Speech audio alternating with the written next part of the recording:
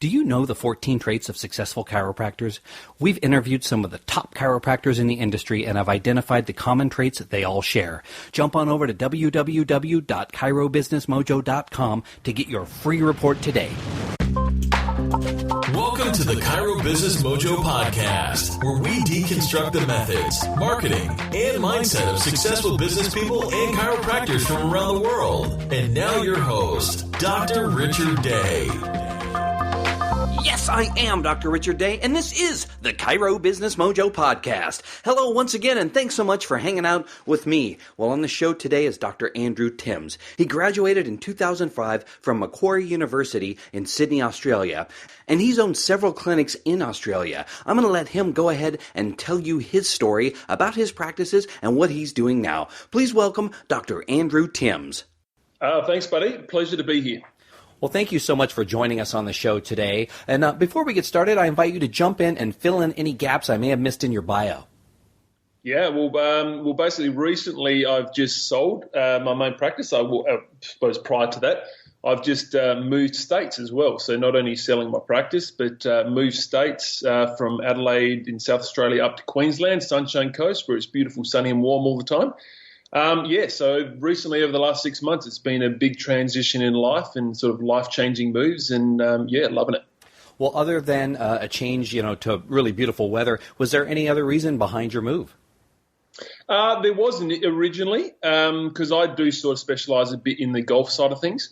So there was a emphasis on that when I moved up here to the Sunshine Coast. But, life changes and things change and that sort of didn't end up going ahead. And, it's given me time to put energy into sort of other areas. I just work with a mate of mine now, working as associate and help boosting his practice and getting that really successful. And that's really enjoyable, being sort of more on the other side of the fence for once. And then also, working on a supplement company and stuff that I'm pushing pretty hard, which is really exciting. It's nice to do multiple things all in line with my mission in life. Well, that sounds wonderful. And you know what? Before we get too far into what you're doing right now, let's take a step back in time. Let's go back to the beginning. And why don't you tell us about why you became a chiropractor? Well, that's an easy one for me. My old man's a chiropractor. So I've been born. I was adjusted when I was 2 hours old, and it's been something I've known for a long, long time. But even probably from the age of 12. Even though sports back then was probably my major focus, I was a bit of a sports freak. Still from the age of 12, I knew that I sort of wanted to be a chiropractor. It was a very easy early decision for me. It's not something I had to stumble across or anything like that. It's just been, I suppose, part of my life since I was born. Well, let's talk about the practices that you've run up until recently. What was the style? You mentioned sports, but what was the focus of your practice and the atmosphere and the energy and the services you provided? Yeah, so I'm quite a high energy, passionate person. And so that's really what I got across. I'm wellness and subluxation based. I practice very vitalistically. And obviously that's a refined skill over the years. I see a lot of people, saying, they might have wellness and vitalistic in their names or stuff like that, but, in their communications can be different things. So that's a skill and an art to learn. And so I've been, very, very subluxation and vitalistic based for most of my time and also teach a lot in the lifestyle side of things. And so that's really passionate side because, the better people do outside my practice, the more reliant they are on me. And you had 2 locations, correct? Yes. Well, we had multiple. We had more than that. My dad did partly own one of the largest group practices in Australia a while ago. But we had 3 at stage, 2 mainly at a particular point in time. So we sold one off a little while ago. And then for the last few years before I moved up here, it was really just working on the one main practice. And then obviously I sold that when men came up to the Queensland. Well, as you know, this is the Chiro Business Mojo podcast, and so we really like to drill down into how your business operates or operated from the business standpoint side of things. So what were some of the things that you guys were doing, you and your father, let's talk about new patients first of all, and then later on let's talk about, patients that were current patients. How did you guys market to each one of those groups? Well, we were quite lucky that we didn't because obviously, Dad was a very successful chiropractor for 40 years and he's still practicing. So we were lucky in the sense that we really didn't do a lot of external marketing. Every so often we might do the old newspaper stuff, but we hadn't done that for a very, very long period of time. So we were quite lucky in the sense that we didn't do a lot of external marketing. Most of our stuff, I suppose, was internal based. But there wasn't really necessarily a huge structure associated with it. I suppose with the care we gave and the results we gave and the interactions we worked on ourselves with our patients, there was sort of that steady referral base of new patients. So we were lucky in the sense that we didn't have to push too hard on that sense. We've got a really good structure on the flip side. What we do up here in Gympie, where I am now, is probably dinner with the doc is our major external referral source, and so it's getting very clear and focused on what you want to do. I see a lot of people try to do too many things and basically dip their hands in multiple things and not do any of them like extremely well. So we wanted to really focus and get really good at one avenue, and so that's where we've really focused on dinner with the doc, and that's become really, really successful. And then from a lifestyle side of things, instead of picking and choosing different topics and everything to choose from, we basically set an internal series of talks, like 3 different talks that we just rotate. And that's basically summarising all the lifestyle side of things and all the questions we've got over the years, try to synthesise it down into 3 talks. And that's, it's nice to have us focused, knowing exactly what's happening, and the staff like it because they know exactly what's happening and they know exactly what they need to control and focus on. And I think the clearer the vision and the clearer the strategy you have, the easier it is for yourself and your staff to make it very successful. Well, how many speaking engagements would you say you have a year? Probably 25 to 30. Every couple of weeks at an absolute, sort of a minimum. So, at least. Well, and one last question on that. How long do you spend? Is it an hour talk that you typically give? Is it shorter? Is it longer? 30 minutes. So, so pretty much 30 minutes. Like our dinner with the doc is probably 40 minutes, but we don't go any further than that. I'm pretty straight shooter, straight to the point, and like I respect my time and I respect my patient's time. So I'm pretty stringent on that, and I really, really keep it to 30 minutes. And then if they want to have 5-10 minutes after that, that's fine. But I'm pretty strict on the time, and people can't really concentrate more than 30 minutes at a time. Well, for most of us, being a public speaker does not come naturally. Is there anything that you've done? Did it come naturally to you, or is it something you had to work at? No, it was my greatest fear when I was younger. I remember even in university, there was a couple of subjects I chose to lose 10% of my grade because I didn't want to get up and do a talk for 10 minutes. So it was a massive fear of mine. But really, it really comes down to your why. Once you create your why to be stronger than anything else, it becomes easier and easier. And it's just one of those things, like the first, it's, preparation and planning. The more you understand what you're talking about, the more comfortable you are. And, you create your first talk and you just got to jump in and do it. And, you got to sit there and rehearse it 50 times. If you have to rehearse it 50 to 100 times until it's automatic. And if it's automatic, then you get more and more comfortable at doing it. So I suppose it was doing that initially. And now after a period of time, you build up a big enough stockpile of, stories and then stuff like that, I'm very comfortable at getting up and talking. Well, when it comes to the operational side of things, how integral to the success of your practices is a CA and your staff? Critical. I put a lot of emphasis on my CA. I had an office manager that really, really did most of the running. Because, one of the weaknesses I would have would be from a training perspective. I've got the passion, the motivation, all that type of stuff, but I certainly wasn't a brilliant trainer. And, you basically find people that fill your weaknesses.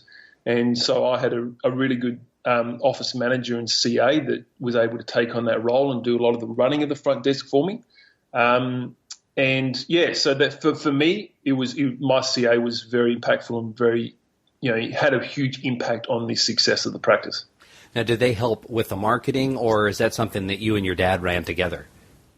No, I do everything. Nothing in our practice was ever organised by just the DCs or anything. Everything's done at the staff meetings, and everyone has input to it. And everything we did was a mutual decision. And basically we did some training and what we wanted to get across, or what we were particularly doing and what we were focusing on. Everyone was acutely aware of that, so it was definitely a team involvement on that. Well, part of our motivation, really all of our motivation, I guess, for doing this podcast is because, there aren't enough of us out there being successful. Those of us who are like yourself, we have no problem spreading our message. But when we're struggling to stay in business, it gets really hard to do that. And if we go out of business, we aren't helping anyone, or we're not communicating our message either. So, given that it's difficult, is there any reason that you can pinpoint for why everyone is not successful?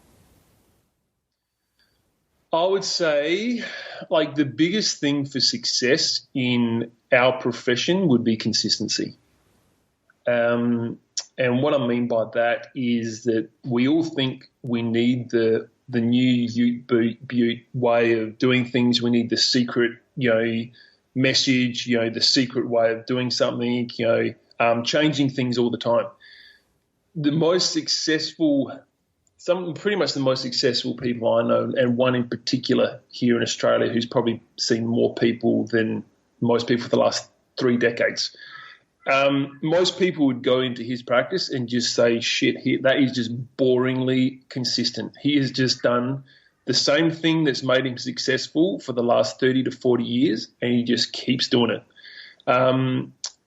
I think that is something that's lost, and I think we've, especially on the younger generations, even like myself and the younger generations, we get bored of things very quickly. We're instant society. We're changing things all the time, and you've got to stick to those things that work and just become bloody good at them and just keep doing it.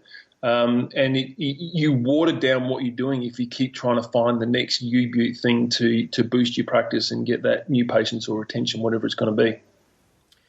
Well, the most recent facts and figures that I've read about the utilization of chiropractic by the public is 14%, and I would venture to guess it's probably less than that, at least in the United States. Why do you think we are so underutilized as a profession? That's actually a very misleading statistic. The truth about that, and I remember hearing Guy Rickman talk about this a few years ago, the actual utilization, if you look at the statistic over a 5-year period, the actual utilization of chiropractic is 50% of the population.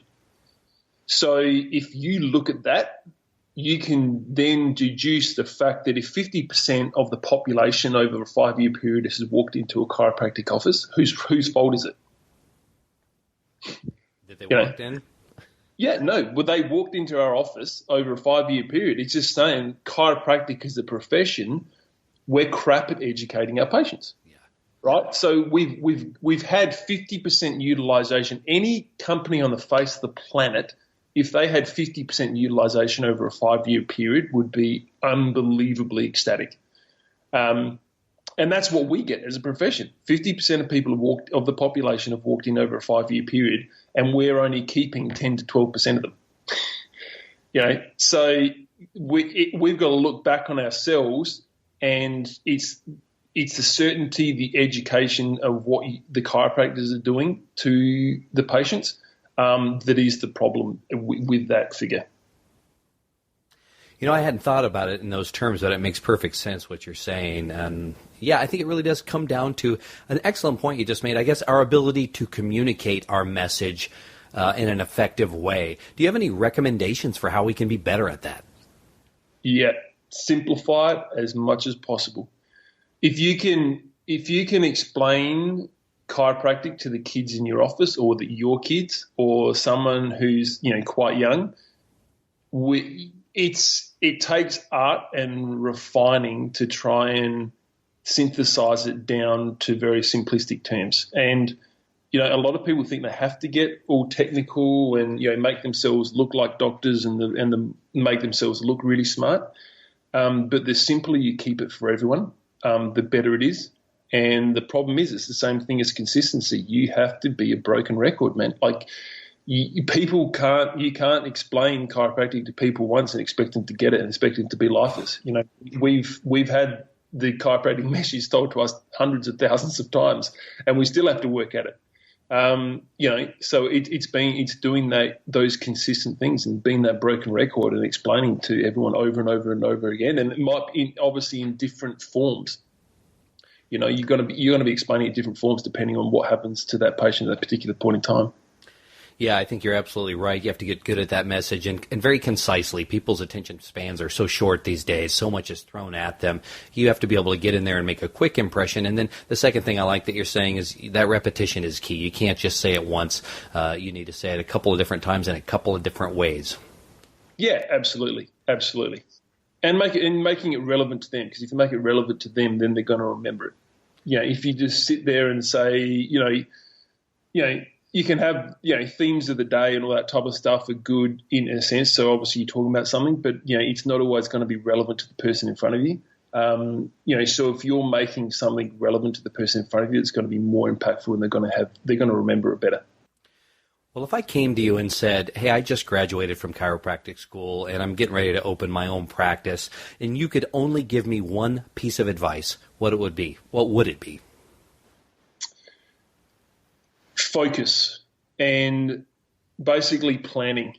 And because I see a lot of people don't clarify their purpose and their vision far enough. They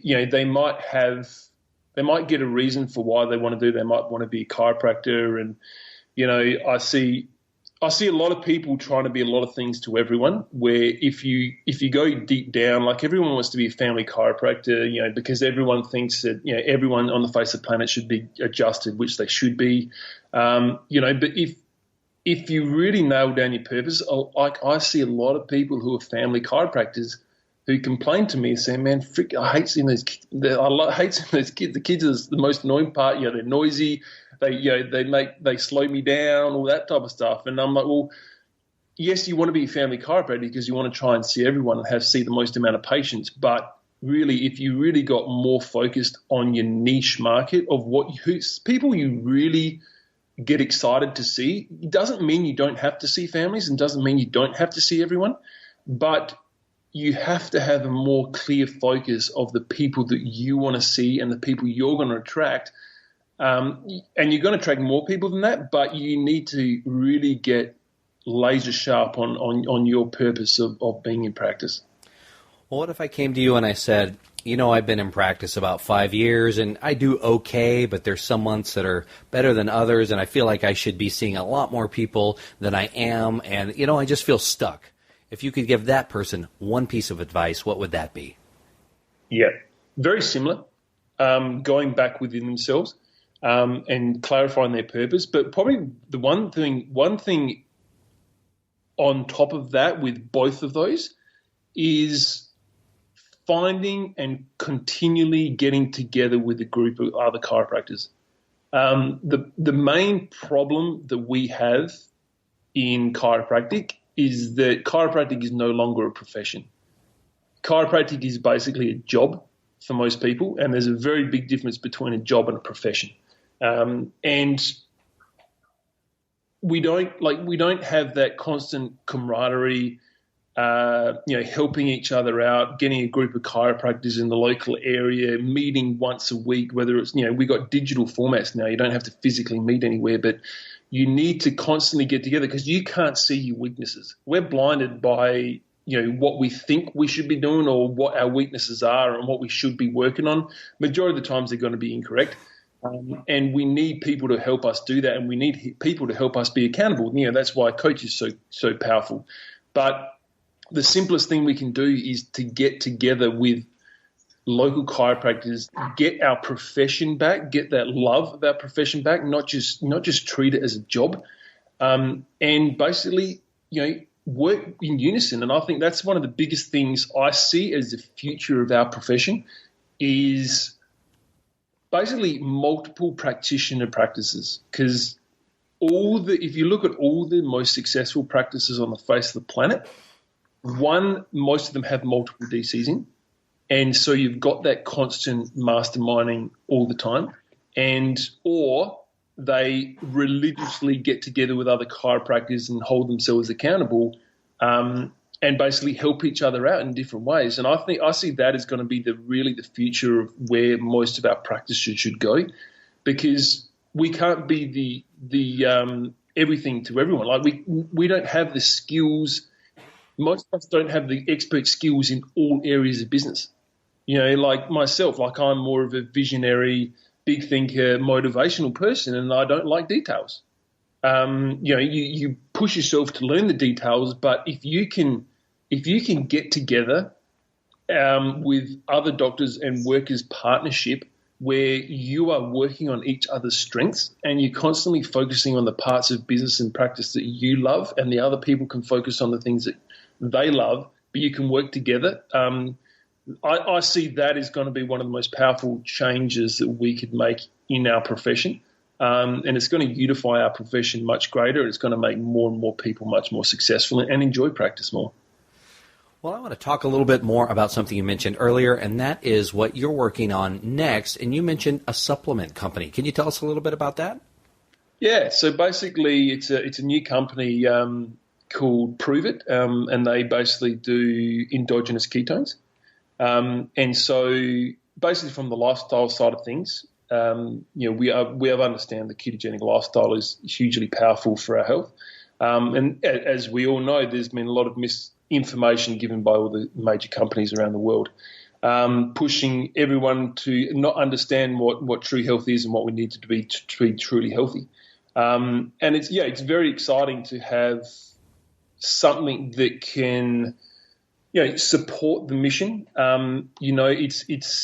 It's not like us. I like something that makes us better, right? And it enables us to help us make our bodies to be better. It's like chiropractic. We're not trying to do something. Like, we enable the innate intelligence, the body, to express itself, right? So the body itself can be better. And that's what I like about working with this community and this supplement is it's all about enhancing every person to be better than they are. And, it's a no-brainer. Like, everyone on this call understands the benefits of ketosis and, how impactful it is on everyone's health. And this just is a supplement that enables you to really help the body take advantage of, performance, brain clarity, decrease inflammation, and the help it's giving to so many people is quite phenomenal. Wow, that's exciting. We're definitely going to ask you for a link to that to put in our show notes a little bit later in the show. But before we get to that, I want to step back from chiropractic and really look at what success looks like in your life in general. So I want to talk a little bit about maybe some failures, obstacles, anything you've overcome in your life, because we tend to learn so many lessons from those experiences as opposed to our successes. So did you have anything like that, and how did you overcome it? Yeah, probably one of my biggest, I suppose, failures or challenges in life was a previous practice I bought. Probably one of the first practices I bought outside of our, obviously our main family practice. Because at that point in time I wanted to have multiple practices. That was a sort of a vision I had at that particular point in time. And I was pretty naive. Like, obviously had my dad there to a point, but I probably, I didn't use the guidance that I should have. And, I bought that practice being reasonably naive and all that type of stuff. And make a long story short, the main practitioner there who was going to be staying on, pissed off, and I didn't put either of the two chiropractors under a contract, and then the other one left and turned the practice into crap, and then I basically had to shut the practice down. And so it's like anything in life. Like, you got to learn from your lessons, you got to learn from your mistakes. Overcoming those basically is the lessons I learned. I came out with a huge amount of debt associated with that, and I'm still paying it off. But you've got to learn these lessons in life, and it's probably one of the most, from a very young age, my dad's been very good at, and that's one of the greatest probably things that he's implemented with me is, the mental side of success in life and setting goals, and I've been involved in that since I was young. So being an action-orientated person and learning from mistakes, and I didn't sit down in my bed and cry about it. I had a few $100,000 in debt, but who cares? You get on. The best word in the English language is next, and so you just get on with it and you make your next one more successful and learn from the mistakes you had previously. Well, that's great advice, absolutely. The quicker that you can fail, the faster you can get on to success. That's one of the only ways to succeed. Fail fast. Well, it's the way I've succeeded, so I have made my own share of mistakes as well. Well, you mentioned your dad. In addition to your dad, do you have other heroes that you look up to? Yeah, I would say, well, I was obviously heavily involved in the golf side of things. So, Greg Norman and Tiger Woods were two of mine that I, greatly respected. Greg Norman on and off the course. A lot of people don't know that Greg is an unbelievably good businessman. And so looking at his determination that he had in his life and the success that he had, and then, someone like Tiger Woods, from just the consistency of high performance. It's one thing to be able to get to the top of your field. It's another thing to be able to stay there for so long. And probably from a business side of things, the two people I probably look to most is probably Richard Branson and Elon Musk. Probably, Elon Musk more so these days, and that's just basically the positive impact that he's having on the world, and just the laser sharp focus that he has in what he's doing, and he couldn't care less what anyone else in the whole world thinks of him or what he's doing. He's got a mission that he wants to achieve, and as we're seeing, there's nothing that's going to be able to stop him from achieving it. Well, is there anything that you do on a daily basis that help you to have discipline? Things like affirmations or rituals or meditations, things like that help you keep your eye on the ball and become more focused? Yeah, the biggest one, and obviously when nobody's perfect, and we like to do it on a daily basis, but it never happens that way. But you got to keep, it's like everything. You just got to keep refining yourself, and you got to keep going back to the basics. But self-talk and affirmations would be the one I do most consistently, and I've done that from a very, very young age. Just constantly that self-talk. But I suppose the self-talk and affirmations go hand in hand for me, because basically my positive self-talk that I do is really just a whole bunch of affirmations. And then, from a flip side of that, maintaining the positive energy and basically the consistency of what I'm doing, and trying to get better and better at planning, and being more consistent. Like, there's a lot of stuff you got to do in your day, but, it's like everything in life. You can always get better and better at everything you do. You never stop trying to improve. Well, our time together is unfortunately drawing to a close here shortly, but before we let you go, we do have a few final thoughts we want to get to. Do you have a favorite book you'd like to recommend to Mojo Nation? Yeah, it would probably be The Energy Bus. That's, it's probably the one I'm focusing on mostly at the moment, and it's a phenomenal book. Just to really, follow the 10 principles in that book and get the audio book. And it really helps you focus on, especially if you flick it over to a chiropractic side of things, loving your patients and serving your patients. And probably one of the most powerful things that we can do in practice. And what I've, it's taken a long time in practice to get to where this point. Like I always struggled when I was younger with the, you think you're loving your patients, you think you're serving, you think you got to serve your patients to get more, and it was never really clarified. But probably one of the biggest things I'm doing now is respecting patients to a point. But the funny thing is, it's really focusing on patients to give them the opportunity to leave my practice. And what I mean by that, it's a powerful psychological change, to give to patients, whether it's the group report we do, given the option to say, look, if we're involved in correcting the cause of the underlying problem. So if you can't, commit to the time and energy or finances at this particular point in time, you're not going to offend us. We don't want you to start if you don't think you can commit to it this time. Just come back to us when you think you can. And then taking the opportunity when someone, maybe, gets out of pain for the first time, giving them the option, remind them of what's going on and say, look, this was your goal when we talked, a week ago in the new patient orientation, and your goal was to get this level of health. You're out of pain, you're feeling good now. Do you still want to get there? And remind them, but say, look, basically giving them the option to leave the practice.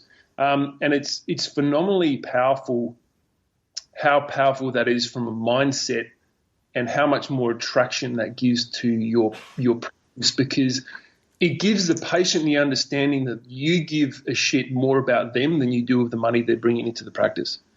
And if you're constantly trying to push them out the door, in a loving and in a smart way, like if you're constantly trying to push them out the door, they're going to get more of a psychological impact to say, well, this guy's not in it for the money. This guy really cares about what I'm doing, and he wants me to get the best results. And it's amazingly powerful how simple that is, and that's taken a long time to be able to get to that point.